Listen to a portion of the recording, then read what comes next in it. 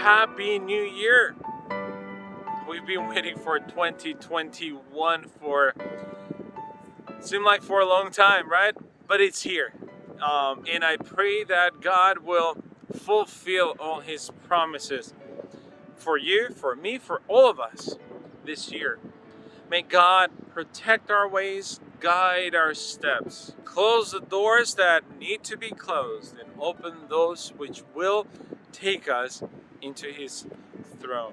I have a little meditation for you this morning. I pray that you will hear it, you'll be blessed, you'll be encouraged, and this will set a very good tone for this 2021.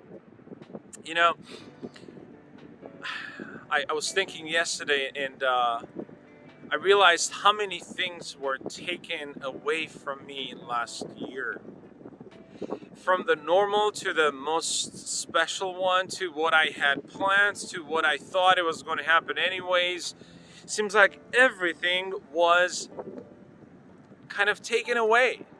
So here we are facing again, and we are even afraid of making any plans for this year.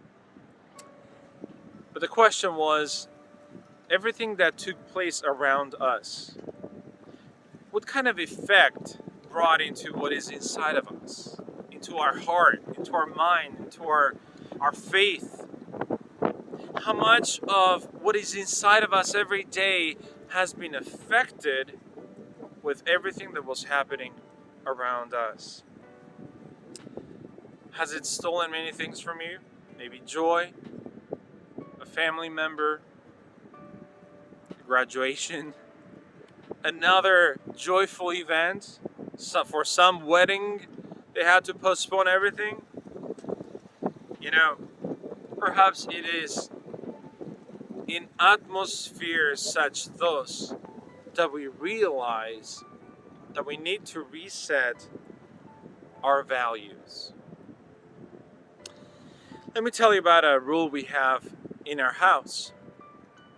When my kids get a new toy, they cannot open it until the old one has been fully set aside.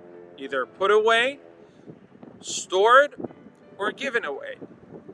Why? Because we've come to realize, especially when we're doing puzzles together, that one piece from the old one can mess up everything in the new one.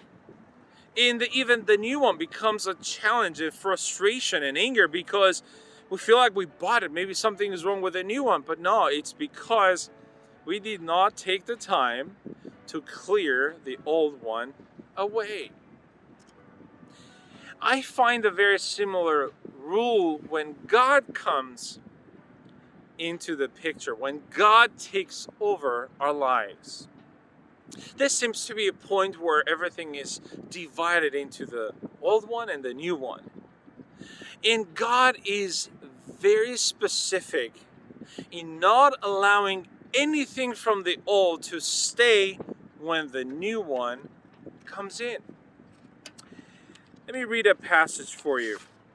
This is from the Gospel of Matthew, chapter 21, verses 12 and 13. Jesus entered the temple courts, and drove out all who were buying and selling there.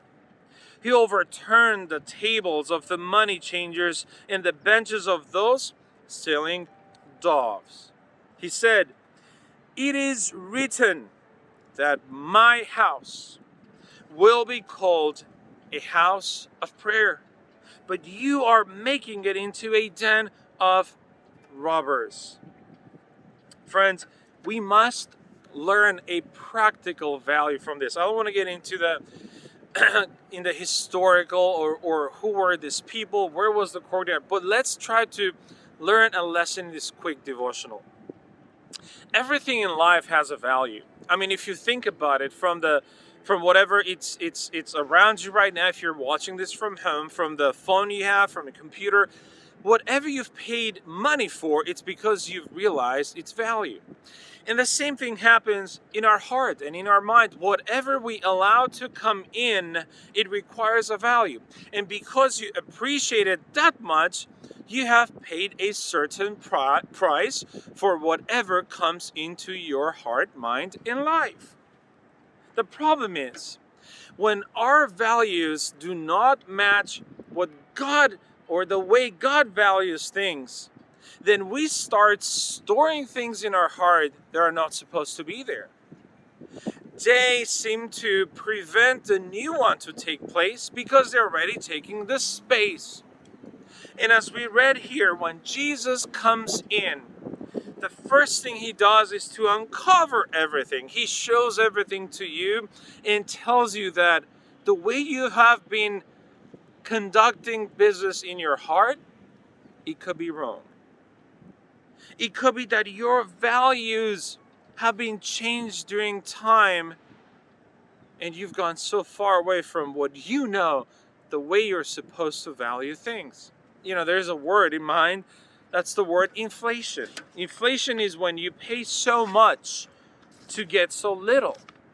And if we are not careful, we can realize, if you think about it, we have started inflating the things in life which we're paying more and more and more of us, just to have a little more of happiness, a little more of joy.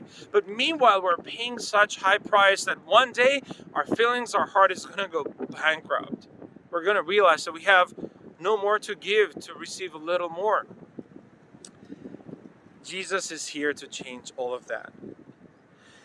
Remember, God, He does not pour new wine into old vessels.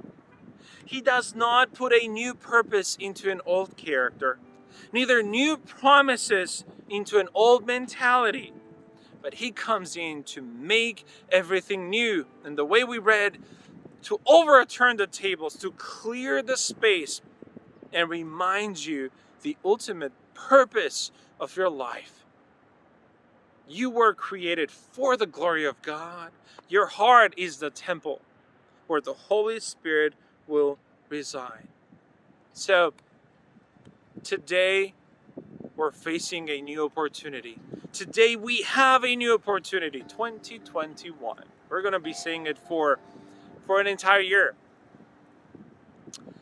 What I want you to do is to allow God clear the table. Do not allow any pain from last year to take away your joy from this year. Let Him overturn the tables. Overturn the tables of everything you value in life, the way you understand things. And the best prayer you can pray for this year, in my opinion, is to say, Jesus, you decide. You decide what comes in and what needs to go out.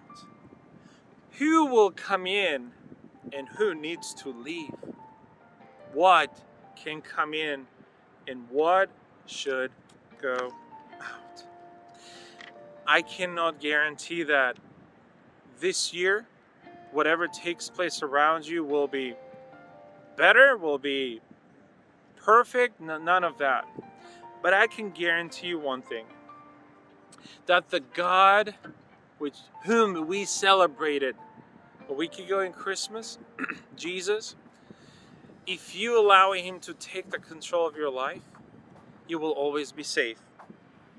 Because your heart will be His house. And in this house, the one who reigns, who leads, who controls, who blesses is called Wonderful Counselor, Mighty God, Everlasting Father, and the Prince of Peace.